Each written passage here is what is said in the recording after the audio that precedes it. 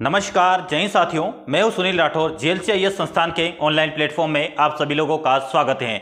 साथियों, जैसा कि हम लगातार आपको मुख्य परीक्षा के प्रश्नों के उत्तर की रूपरेखा की चर्चा कर रहे हैं, यहां पर किस प्रकार के प्रश्नों का प्रारूप होता है और उसकी उत्तर की रूपरेखा किस प्रकार से निर्धारित की जानी चाहिए, तो उसकी चर्चा हमारी क्लास के जेएलसीआईएस संस्थान के द्वारा जो आपको ऑनलाइन क्लासेस प्रोवाइड की जा रही है उसमें आपको यही तरीका बतलाया जा रहा है। तो साथियों, क्लास की शुरुआत करने से पहले मैं आप लोगों के इसी क्लास के दौरान कुछ बातों की चर्चा करता हूं, जैसे कि जेएलसीआईएस संस्थान के ऑनलाइन प्लेटफॉर्म के द्वारा क्या क्या सर्व सुविधाएं आपको प्रदान की जा रही है उसकी भी चर्चा करते हुए आप लोगों को कई महत्वपूर्ण चीजें प्रश्नों के उत्तर के रूप में दिखाई जाती हैं। साथियों, मैं आप लोगों से ऐसा क्यों कहता हूं, क्योंकि इस चैनल पर क्या है कि कई सारे नए अभ्यर्थी भी जुड़ते हैं। जब नए अभ्यर्थियों को भी ऑनलाइन प्लेटफॉर्म के बारे में पता होना चाहिए, तो उसी को ध्यान में रखते हुए मैं आप लोगों को हर क्लास में इस बात का जरूर जिक्र करूंगा कि आपकी जेएलसीआईएस संस्थान जो है, तो इस जेएलसीआईएस संस्थान के द्वारा आपको ऑनलाइन प्लेटफॉर्म में क्या क्या सुविधाएं प्रदान की जा रही है। तो सबसे पहले आप अगर इस चैनल पर नए हैं तो सबसे पहले आप लोगों को मैं ये कहना चाहूंगा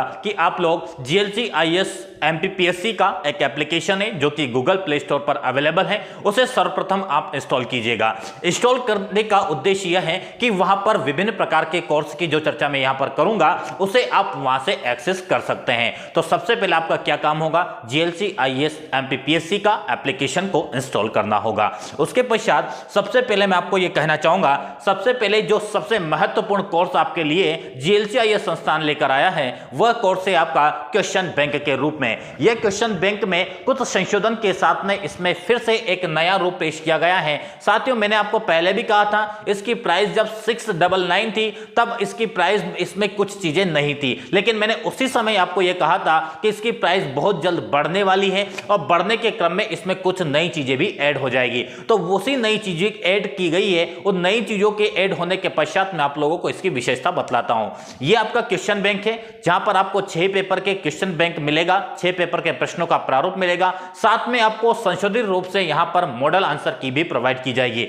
मॉडल आंसर की के बाद आपको यहां पर 5 सॉल्व्ड पेपर भी प्रोवाइड किए जाएंगे और उसके पश्चात आप यदि सेल्फ यूनिट वाइज टेस्ट करना चाहते हैं, सेल्फ टॉपिक वाइज टेस्ट करना चाहते हैं, तो वो सुविधाएं भी आपको इस एप्लीकेशन के इस कोर्स में आपको अवेलेबल हो पाएगी। तो साथियों, आप लोग के जो भी आवश्यकता मुख्य परीक्षा को लेकर होती हैं उन सभी आवश्यकता को फुलफिल करता है आपका मेंस क्वेश्चन बैंक का कोर्स। तो मेंस क्वेश्चन बैंक के कोर्स को आप जरूर परचेस कीजिएगा। सभी लोग पढ़ाई तो सभी करते हैं, लेकिन उसका मल्टीपल रिवीजन नहीं हो पाता है, उसके लिए आवश्यकता होती है क्वेश्चन बैंक की, इसे आप जरूर परचेस कीजिएगा। साथ में एक बात का और जिक्र करूंगा मैं, यहां पर एमपीपीएससी मेंस के लिए एक वीडियो लेक्चर क्लासरूम प्रोग्राम जेएलसीआईएस संस्थान के द्वारा आप लोगों को प्रदान किया जा रहा है। जो भी अभ्यर्थी शहरी क्षेत्रों में नहीं आ पाते हैं या फिर शहरी क्षेत्रों में आने के बाद वो हो सकता है कि बड़े बड़े संस्थानों में एडमिशन नहीं ले पाते हैं, जहां पर काफी ज्यादा फीस होती है, तो उन ज्यादा फीस में अगर एडमिशन नहीं ले पाते हैं तो उन ऐसे अभ्यर्थियों के लिए जो ग्रामीण क्षेत्र से पढ़ाई कर रहे हैं या शहरी क्षेत्रों में आकर सेल्फ स्टडी करना चाह रहे हैं, तो उन लोगों के लिए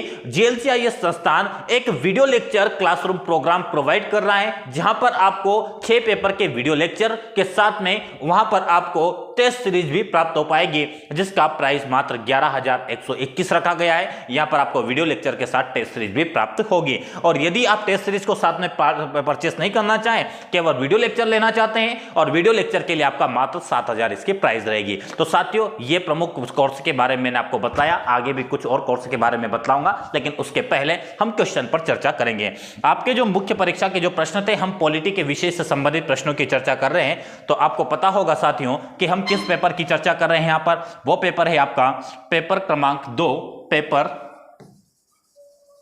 पेपर नंबर 2, और पेपर नंबर 2 का जो पार्ट होता है आपका, वो पार्ट है आपका बी। उस पार्ट बी में आपको पता होगा ये 150 मार्क्स का होता है, जिसमें आपके 15 क्वेश्चन 3 मार्कर और 10 क्वेश्चन आपके 5 मार्कर और 5 क्वेश्चन आपके 11 मार्कर होते हैं। ठीक है, और यहां पर हम 3 मार्कर प्रश्नों की अभी चर्चा कर रहे हैं। जो अभी आपका लेटेस्ट 2020 का एग्जाम हुआ है, लेटेस्ट 2020 का मेंस एग्जाम हुआ है, उसी मेंस परीक्षा के पेपर के क्वेश्चन का पेपर्स के क्वेश्चन, ठीक है, क्वेश्चन की हम चर्चा कर रहे हैं। ठीक है, पेपर के क्वेश्चन के उत्तर कैसे होना चाहिए, उनके आंसर का प्रारूप कैसा होना चाहिए, उसी की हम यहाँ पर चर्चा कर रहे हैं। तो साथियों, आज हमारा जो टॉपिक है वह अभी भी हमारा पेपर 2 के अंतर्गत आपका पार्ट बी में पॉलिटी विषय से संबंधित है। पॉलिटी विषय के हम प्रश्नों की चर्चा कर रहे हैं। तो सबसे पहले मैं आप लोगों के समक्ष वही प्रश्न लिखूंगा जो प्रश्न की हम चर्चा करना हमें आवश्यक है।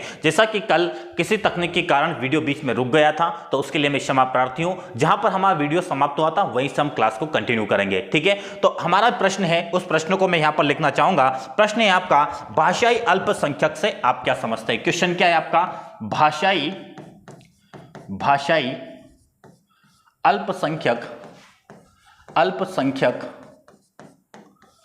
से आप क्या समझते हैं।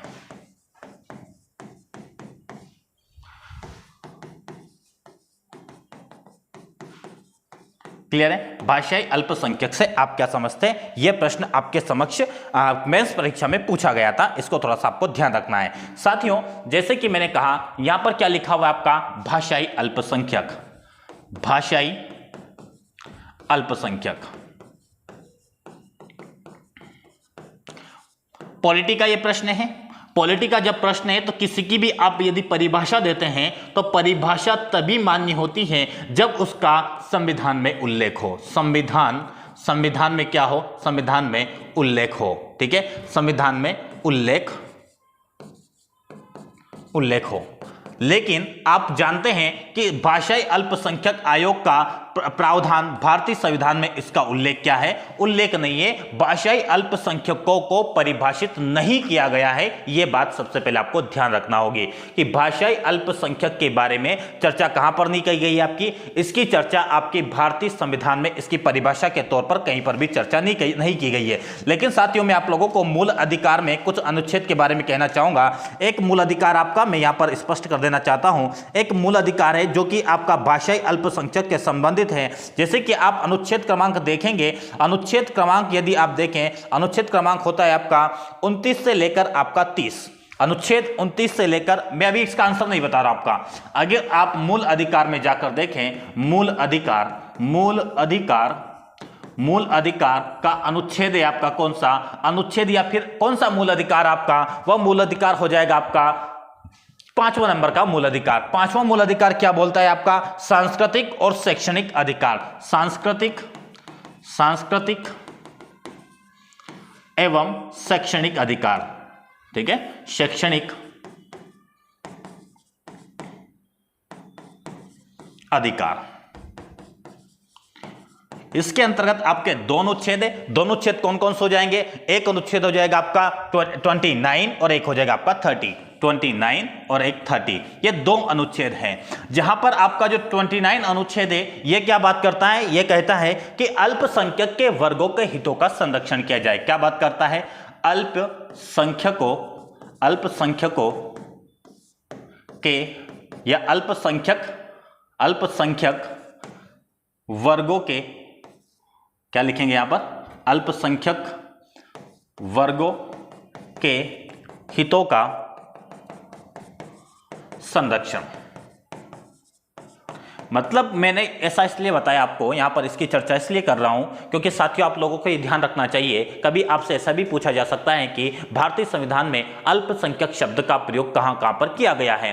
तो ऐसा प्रश्न आ जाए तो उस प्रश्न के लिए मैं आपको इसकी एक अवधारणा क्लियर करना चाह रहा हूं। तो सांस्कृतिक और शैक्षणिक अधिकार है, एक मूल अधिकार है। इस मूल अधिकार के अंतर्गत आपके दोनों अनुच्छेद है। जहां पर अनुच्छेद 29 की बात करें तो वहां पर अल्पसंख्यक के वर्गों के हितों के संरक्षण की बात की जा रही है। तो वहीं शिक्षण संस्थाओं में, ठीक है, क्या कहा जा रहा है, शिक्षण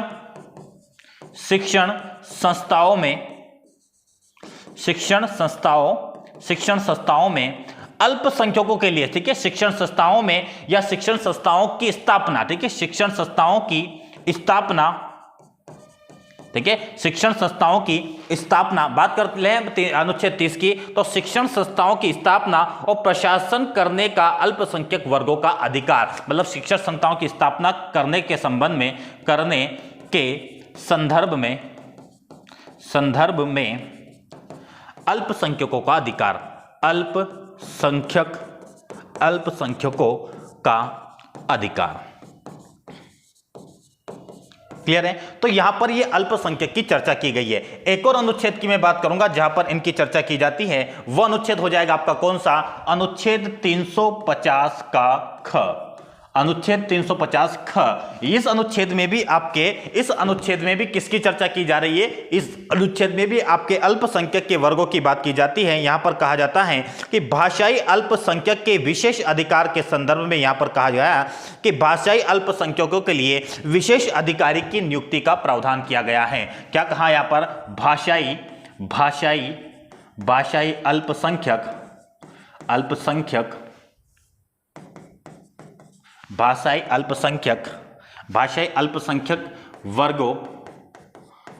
के लिए एक अधिकारी की नियुक्ति का, मतलब भाषाई अल्पसंख्यक वर्गों के संरक्षण के लिए एक अधिकारी की नियुक्ति का प्रावधान। क्लियर है। तो यहां पर चर्चा की गई। प्रश्न में आपका पूछा गया था भाषाई अल्पसंख्यक। अब ध्यान रखना, मैंने ये दोनों अनुच्छेद तो सिर्फ अल्पसंख्यक वर्गों के संदर्भ में बताया कि अल्पसंख्यक वर्ग हैं, यहां पर भाषाई है या फिर क्षेत्रीय अल्पसंख्यक है या फिर वो भाषा के न माने तो धार्मिक अल्पसंख्यक है। किस आधार पर अल्पसंख्यक है वो यहां पर मैंने जिक्र नहीं किया है। यहां पर सिर्फ आपको यह बतलाया कि अल्पसंख्यक वर्गों के हितों के संरक्षण की बात की गई है सामाजिक सांस्कृतिक शैक्षणिक अधिकार के अंतर्गत 29 अनुच्छेद में, और 30 अनुच्छेद में शिक्षण संस्थाओं की स्थापना के लिए अल्पसंख्यकों को अधिकार दिया गया है। लेकिन यहां पर आप इस प्रश्न में जिक्र कर सकते हैं कि भाषाई अल्पसंख्यक के वर्गों का संरक्षण के लिए एक प्राधिकारी की नियुक्ति की जाएगी। उन भाषाई अल्पसंख्यकों की चर्चा कहां पर की जा रही है, अनुच्छेद 350 ख में। अब भाषाई अल्पसंख्यक, इसे भारतीय संविधान में आप बात करें भाषाई आधार पर तो नहीं, लेकिन कुछ अल्पसंख्यक का निर्धारण किया गया है। वह अनुच्छेद है आपका नेशनल काउंसिल या commission, national commission of minority 1992 का एक एक्ट बनाया गया है। इसका जिक्र करूंगा लेकिन इस प्रश्न से इसका कोई संबंध नहीं है, ध्यान रखिएगा। एक एक्ट है आपका national commission of minority, NCM act है 1992 का। इस 1992 के तहत आपका लगभग छह धार्मिक रूप से अल्पसंख्यक बताए गए हैं। धार्मिक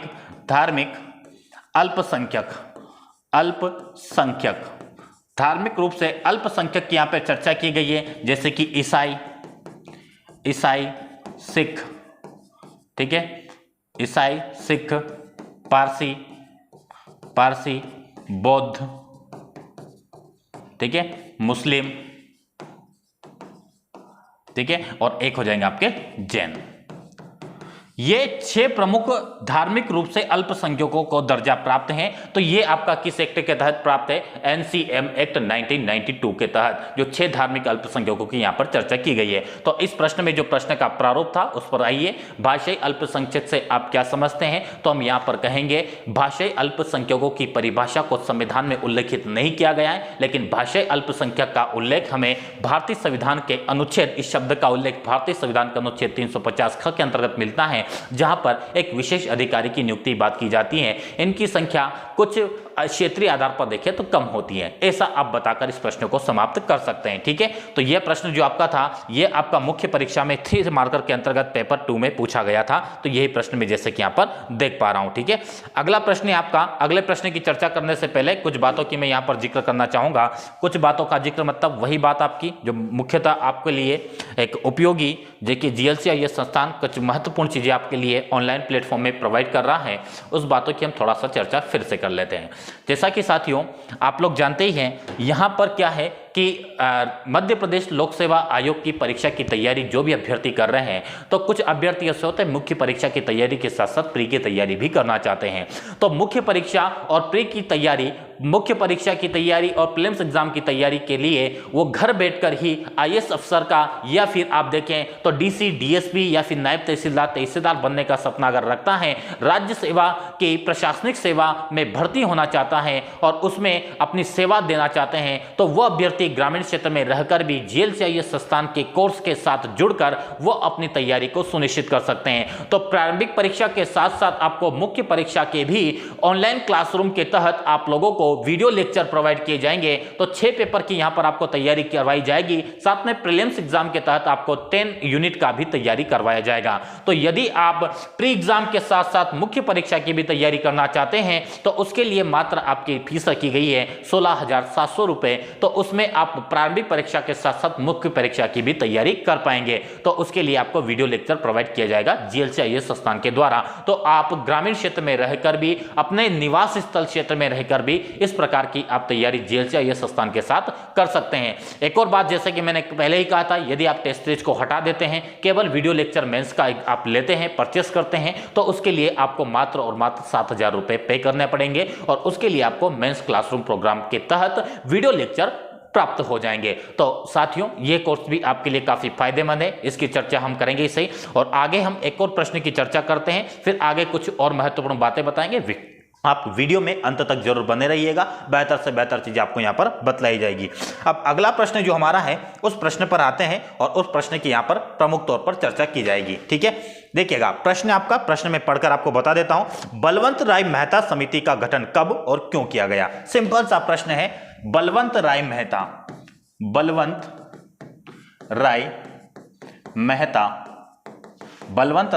समिति,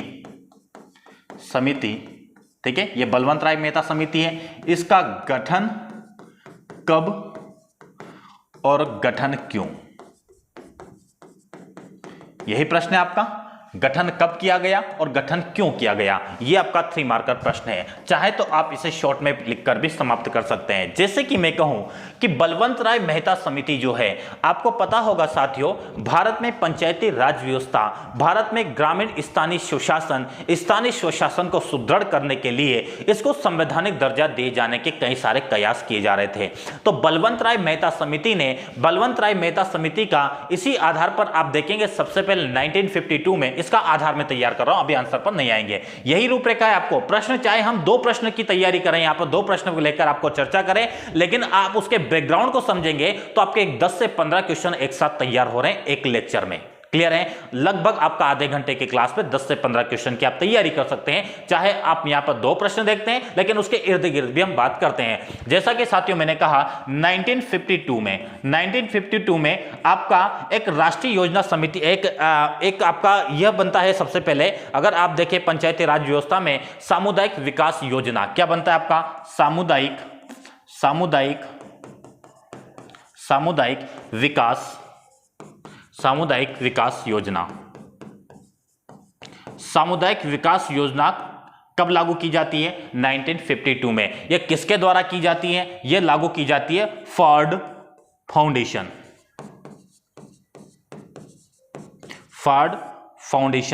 द्वारा सामुदायिक विकास योजना प्रारंभ की जाती है 1952 में। ऐसा क्यों किया जाता है? यह स्थानीय स्वशासन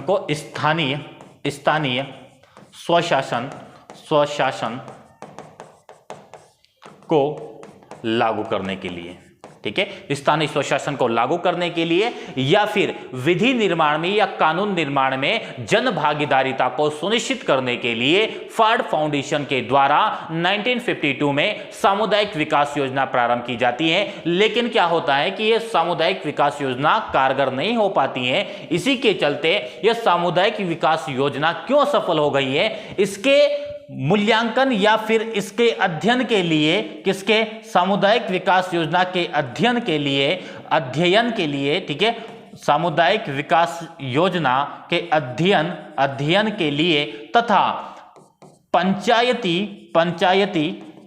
पंचायती राज संस्थाओं की स्थापना के लिए एक समिति गठित की जाती है। उस समिति का नाम होता है बलवंत राय मेहता समिति। अब आपको पता चल चुका है कि इसका गठन क्यों किया गया है। तो इसका गठन करने का प्रमुख उद्देश्य था कि सामुदायिक विकास योजना की असफलता का अध्ययन करना, उसका मूल्यांकन करना तथा साथ ही पंचायती राज व्यवस्था की स्थापना करना प्रमुख उद्देश्य को ध्यान में रखते हुए बलवंत राय मेहता समिति की स्थापना की गई ताकि वह इससे संबंधित कुछ सिफारिशें दे सके। तो बलवंत राय मेहता समिति का गठन कर दिया गया आपका 1957 में। 1957 में बलवंत राय मेहता समिति का गठन कर दिया जाता है। कब किया जाता है वो हमने देख लिया 1957 में। क्यों किया गया?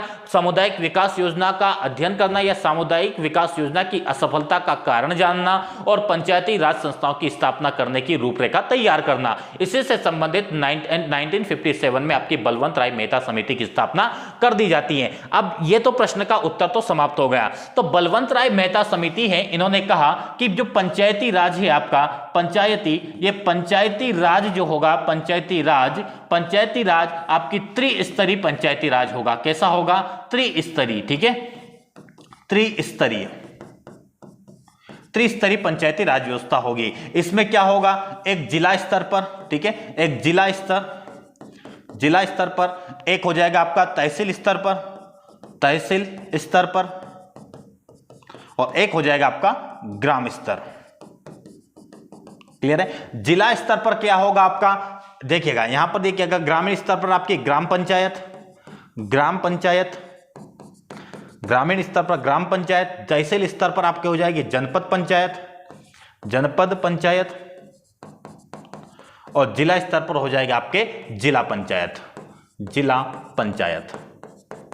तो त्रिस्तरीय पंचायती राज व्यवस्था की सिफारिश किसने की? बलवंत राय मेहता समिति ने। और इस सिफारिश को मानने वाला पहला राज्य था, वो पहला राज्य कौन हो जाएगा आपका? पहला राज्य कौन हो जाएगा? राजस्थान तो राज्य हो जाएगा, राजस्थान राज्य हो जाएगा, और उसका एक गांव है नागौर जिले में, नागौर जिला। ठीक है, नागौर जिला। और दूसरा राज्य हो जाता है कर्नाटक। ठीक है, कर्नाटक दूसरा राज्य, और पहला राज्य राजस्थान, उसका नागौर जिले में सबसे पहले त्रिस्तरीय पंचायती राज व्यवस्था को लागू करने वाला वह डिस्ट्रिक्ट है। और जिला आपका, राज्य हो जाएगा आपका राजस्थान, जिला हो जाएगा नागौर जिला।